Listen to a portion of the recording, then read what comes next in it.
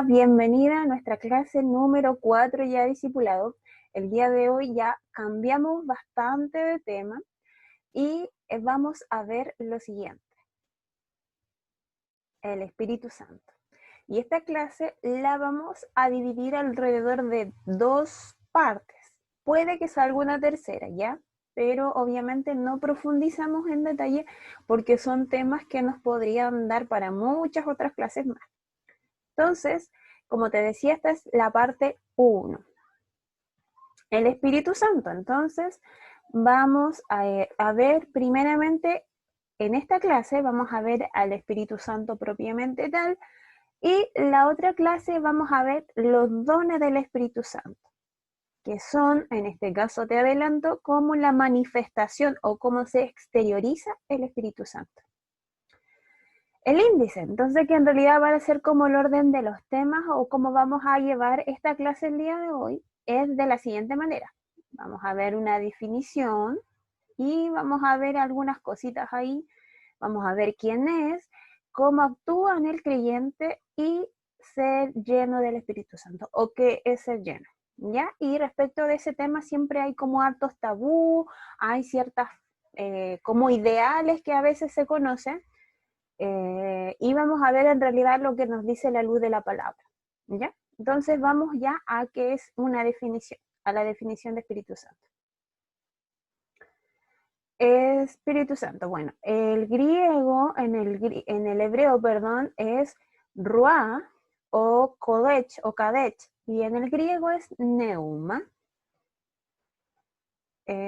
También tenemos que es la tercera persona de Dios, es decir, que es Dios, hablamos que Dios es trino, ya es un solo Dios, pero en tres personas.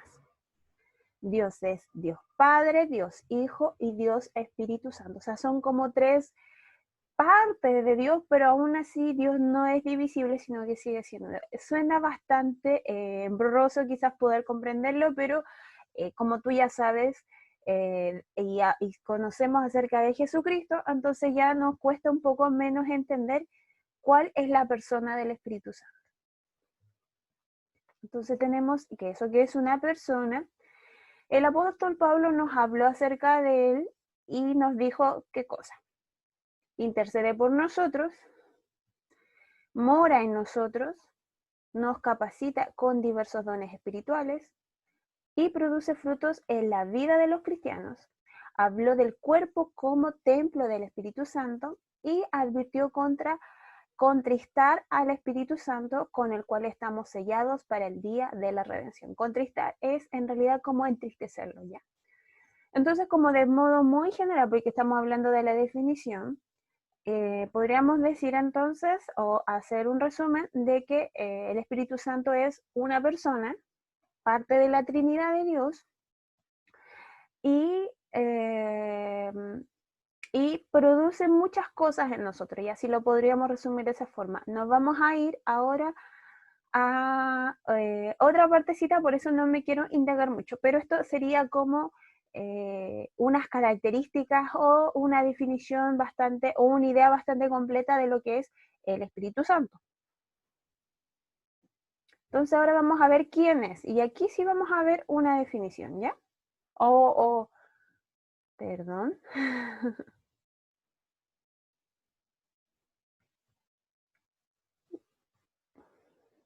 Ya, tuvimos un pequeño error. Ya, entonces, ¿quién es? Es la presencia de Dios. Aquí este es más un concepto. Es la presencia personal de Dios cuando hablamos que es una persona. Entonces se refiere a eso. Personal de Dios, activo en la iglesia y en el mundo. Es la tercera persona de la Trinidad. Es lo que yo te decía recién. No debe pensarse de él como si fuese una fuerza, una influencia o un fluido, sino como un ser plenamente personal. Y cuando se refiere plenamente personal, se refiere a la capacidad personal. Entonces tenemos que el Espíritu Santo es parte de la Trinidad. O sea, de la Trinidad nos referimos a Dios mismo como un Dios completo, como un todo, pero este Dios también es Dios Padre, Dios Hijo y Dios Espíritu Santo. Y el día de hoy estamos estudiando a la persona del Espíritu Santo, ¿ya? Entonces, parte de Dios, Si lo podemos traducir es como parte de Dios, que no es como algo así como dice aquí, como una fuerza, no, es espíritu. Es como nosotros, por ejemplo, nosotros pensamos, nosotros somos cuerpo físico, pero también tenemos un alma, tenemos un espíritu, somos trinos también. Entonces, Dios es de esta misma forma. Dios Padre, Dios Hijo y Dios Espíritu Santo. Jesucristo, Jesucristo es el Hijo de Dios, el cual se personificó y vino a estar junto con nosotros. Entonces, podríamos decir que es como, Jesucristo vendría siendo como la personificación de Dios y el Espíritu Santo, obviamente, su Espíritu.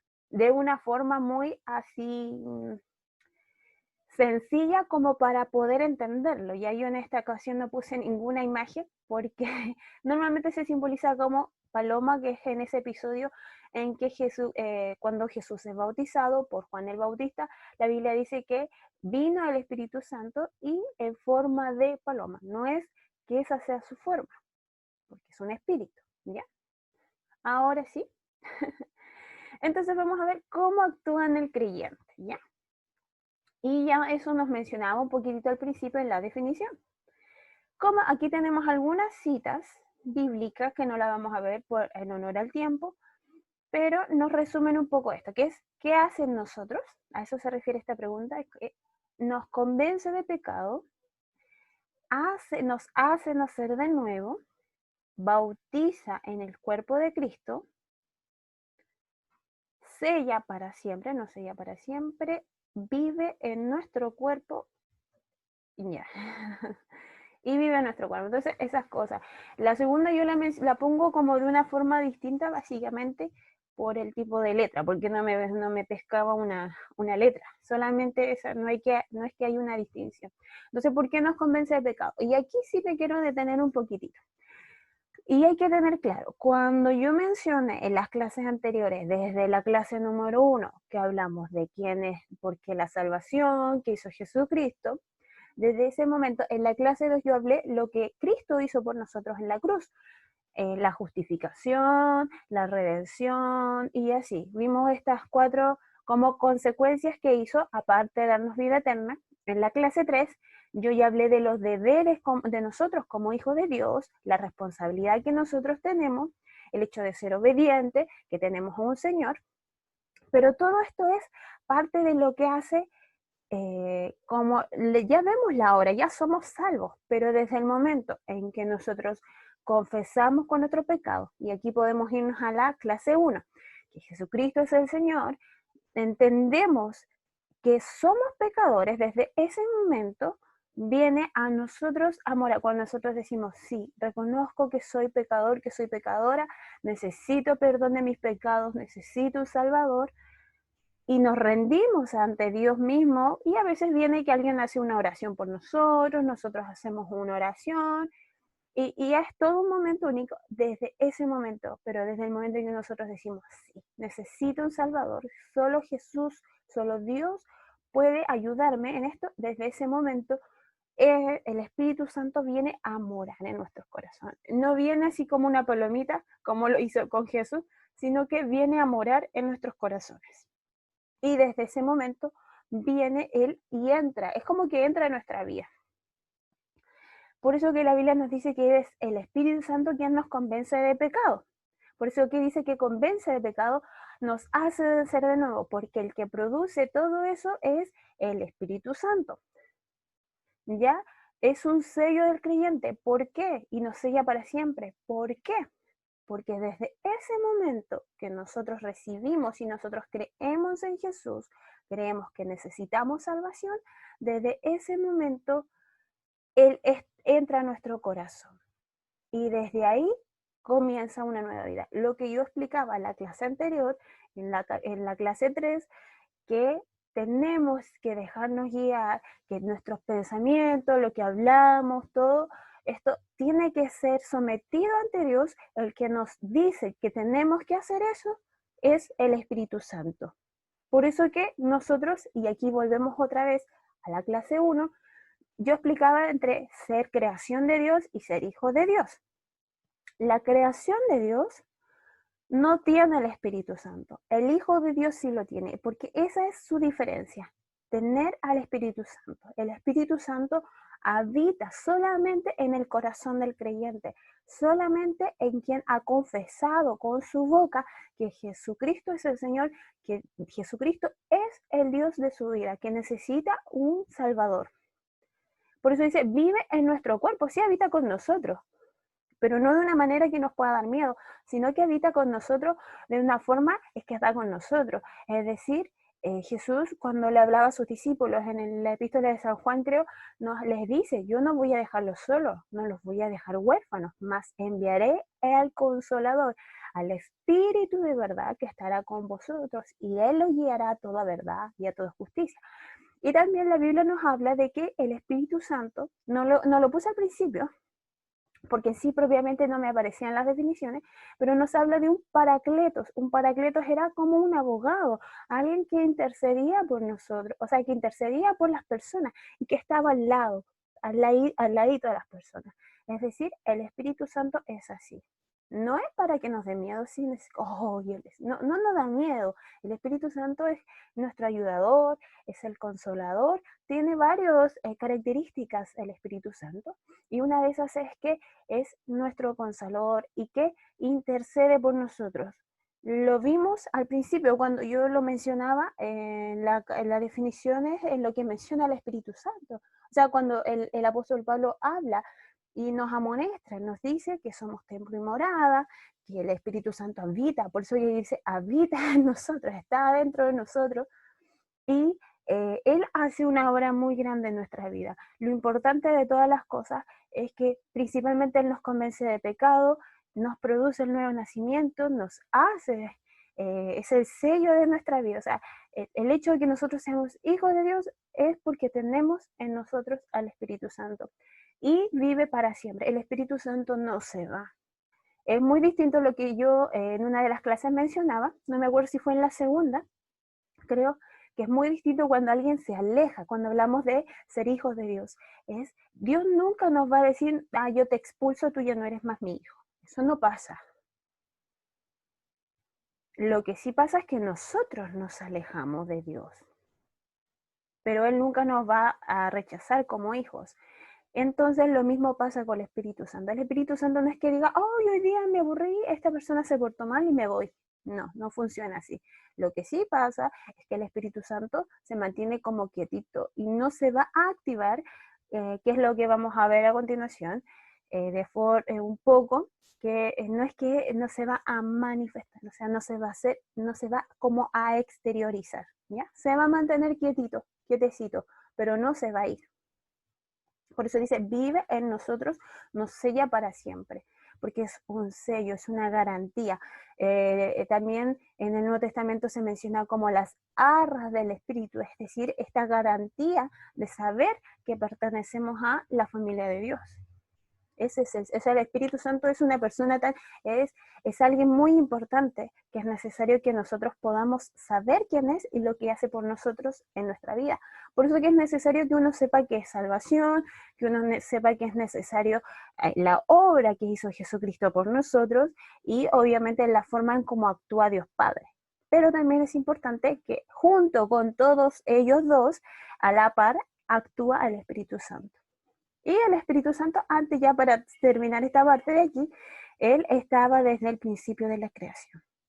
Cuando leemos Génesis 1, cuando dice, y en el principio estaba la tierra desordenada y vacía, y la Biblia dice, ahí sabemos que desde ese momento estaban los tres.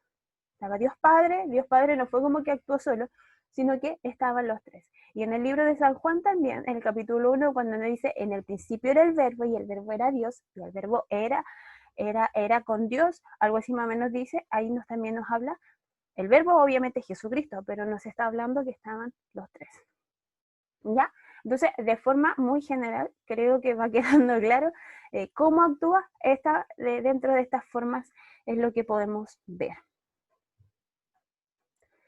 Y vamos a ver ahora que se llena del Espíritu Santo. Y aquí también nos vamos a detener otro poquito.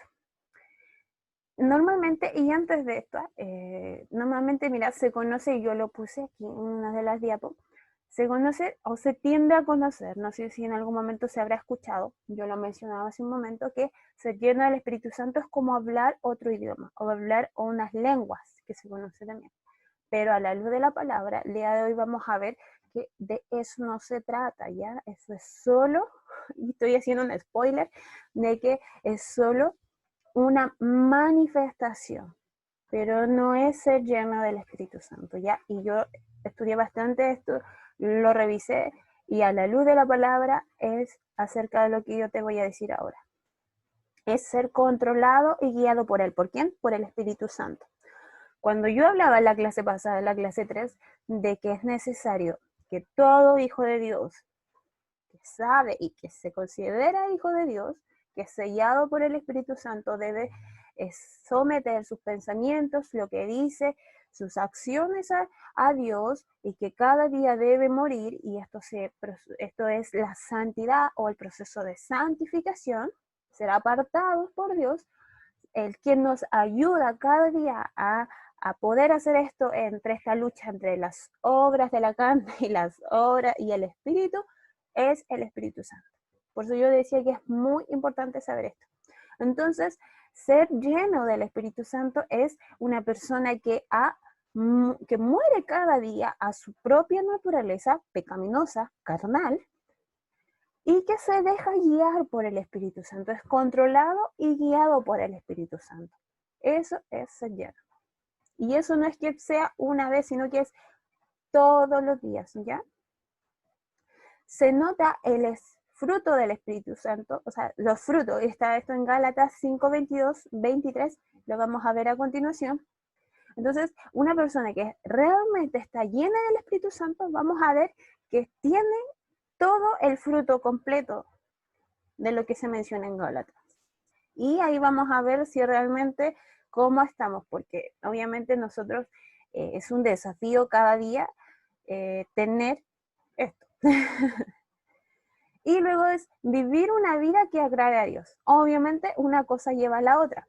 El hecho de someter nuestra voluntad, ser guiados por el Espíritu Santo, tener el fruto del Espíritu en nosotros, nos hace llevar una vida que agrade a Dios. Porque quien no lleva una vida que agrada a Dios, entonces no sé qué pasa ahí. No sé si algo está pasando, porque el Espíritu Santo hace esto, está en la obra del Espíritu Santo. Entonces, o no hay Espíritu Santo o algo está pasando, de verdad, es preocuparse. ¿Y cómo sé si mi vida agrada a Dios?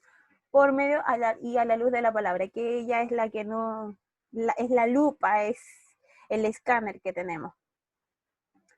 Rendimos a Dios el control de nuestra vida, o sea, por completo.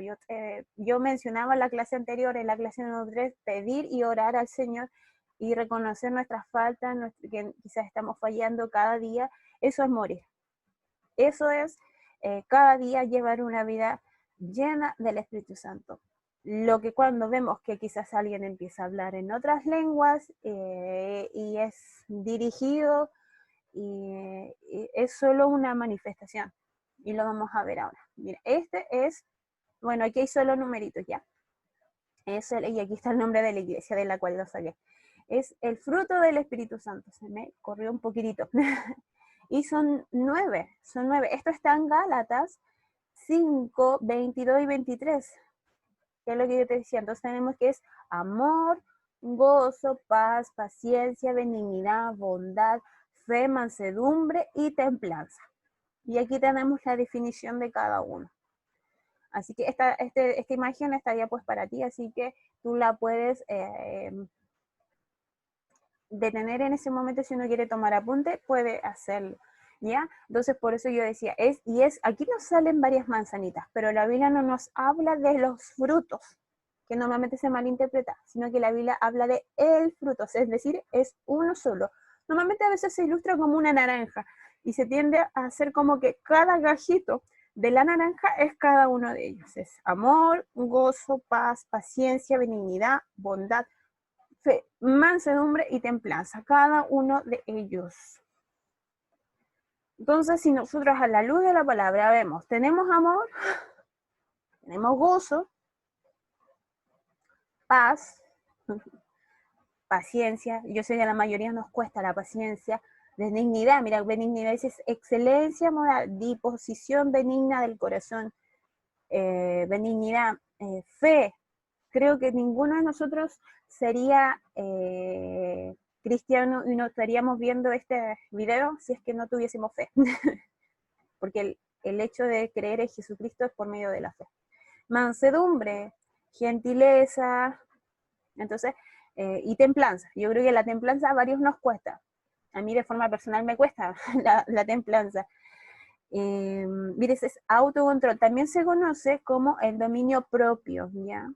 Pero eso es algo que vamos trabajando. Entonces, cuando yo digo es algo que vamos trabajando, por ejemplo, a mí me cuestan varias de estas, varias cosas. Y cuando hablamos de amor, no es que yo amo a quien quiero, sino que yo amo a la manera de Dios. Yo amo como Dios me manda más. O sea, amo a mi prójimo y mi prójimo es la persona que está más próxima a mí.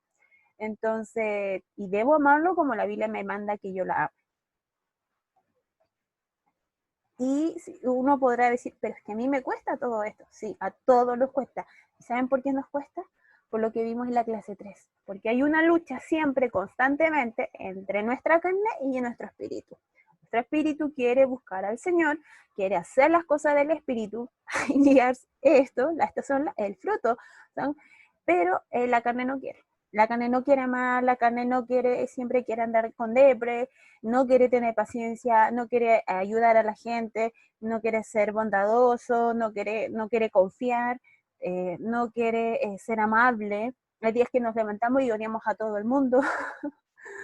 si nos hablan y mordemos, así. Y templanza menos, o sea, nos guiamos por nuestros impulsos. Queremos hacer todas esas cosas. No todos los días queremos hacer. Un día a veces parece que le chuntamos a uno y en el otro no, y así. Entonces, pero el Señor sabe todo esto. Por eso decía, una persona llena del Espíritu Santo es la persona que se guía y que puede morir a cada uno de sus propios instintos, cada uno de su propia naturaleza, porque sabe que necesita ser guiado y dirigido por el Espíritu Santo. Y esto no es de un día, sino que esto es todos los días. Todos los días nosotros debemos morir a nuestros propios deseos y dejar el señorío de Cristo en nuestra vida. Eso es lleno del Espíritu Santo. ¿Saben por qué? Porque yo aquí puse varias citas, por ejemplo, si las buscan, Hechos 6.3, en Hechos 6.8 y Hechos 11.24, yo lo busqué y se repite el mismo verbo. El verbo en el original es un verbo en griego, porque el Nuevo Testamento en su mayoría fue escrito en griego. Y es el mismo verbo y nos habla de una llenura, pero nos habla como de una bendición. Entonces yo aquí lo que les puse es, lo que ocurrió en estos pasajes fue una investidura para realizar una función. Por ejemplo, en uno de esos nos habla de que Esteban fue lleno del Espíritu Santo. En el capítulo 6, en el 3 nos habla de que fueron diáconos escogidos y que fueron llenos del Espíritu Santo. En el 11:24 creo que habla de Bernabé, que también fue investido y lleno del Espíritu Santo. Pero todos fueron con un propósito, fueron investidos para una función. Entonces no nos dice que empezaron a hablar en nuevas lenguas. Es más, cuando nos habla de que vino a morar el Espíritu Santo, en la iglesia, cuando recién empezamos en Hechos capítulo 2, no nos habla, sí, nos dice que hablaron nuevas lenguas y hablaban en el idioma nativo de cada uno de los que estaban. Pero el contexto es distinto, ¿ya? Entonces, y el propósito siempre fue para dar testimonio de Cristo. O sea, ellos decían, Jesucristo resucitó al tercer día, Jesús es el Hijo de Dios, y con el objetivo de que las demás personas que estaban por la fiesta convocadas ahí, por la fiesta del Pentecostés, pudiesen, que eran judíos, pero de otras nacionalidades, pudiesen también entender el mensaje. Ese era el objetivo. Entonces, nunca se nos dice que ellos hablaron lenguas angelicales o lenguas que no se entendían. No, lo que ellos hablaban, otros lo podían entender, pero daban testimonio de Cristo. O sea, lo que normalmente vemos son manifestaciones de una vida rendida por completo a Dios. Sí, lo vamos a ver en la próxima clase, la segunda parte de esta clase, acerca de las manifestaciones o los dones del Espíritu Santo. que es como el Espíritu Santo se exterioriza, como que dice, hola, aquí estoy, más visiblemente, ¿ya? Pero lo que nosotros vemos cuando quizás algunas personas hablan en lengua, no significa necesariamente que ellos están llenos del Espíritu Santo, o debiese ser. No es que todo, porque hay personas que, por ejemplo, son llenas del Espíritu Santo, pero llevan una vida conforme a la palabra de Dios, y su vida agrada al Señor, que en realidad es a la luz de la palabra, y quizás nunca hablan en lengua. Entonces no es ese no es el sello, no es esa distinción. Pero sí, insisto, son manifestaciones, son forma en que el Espíritu Santo se exterioriza. Pero también entendiendo de que, o puede ser un don, también de que una vida rendida constantemente por completo a Dios, obviamente va a ser visible el fruto del Espíritu. ¿Y cómo sabemos que una persona está llena del Espíritu Santo? Porque tiene esto. Tiene esto. ¿Sí? Si nosotros decimos, oye, esta persona es así, esta persona, y sabemos que es cristiano, obviamente no podemos dar por hecho algo, pero la Biblia también dice que nuestras obras son notorias. Entonces, y no notorias por nosotros, sino que es el Espíritu Santo que las hace visibles para dar testimonio no de nosotros, sino de Cristo. Así que espero que haya quedado claro. ¿Qué viene próximamente? La próxima clase viene esto lo que yo les hablaba recién. Dones espirituales. Y eso lo vamos a encontrar en 1 Corintios capítulo 12 del 1 al 8. Ya, y ya les hago el spoiler de que es la forma más visible, ya. Es eso del Espíritu Santo. Espero que haya quedado clara esta clase acerca del Espíritu Santo. Da para mucho más, da para revisar versículos, detalle a detalle, pero espero que haya quedado claro. La guía la mando por correo o bien la adjunto en la descripción del video, y dudas, consultas, ya sabes cómo poder hacérmelas. Eso, muchas bendiciones, nos estamos viendo.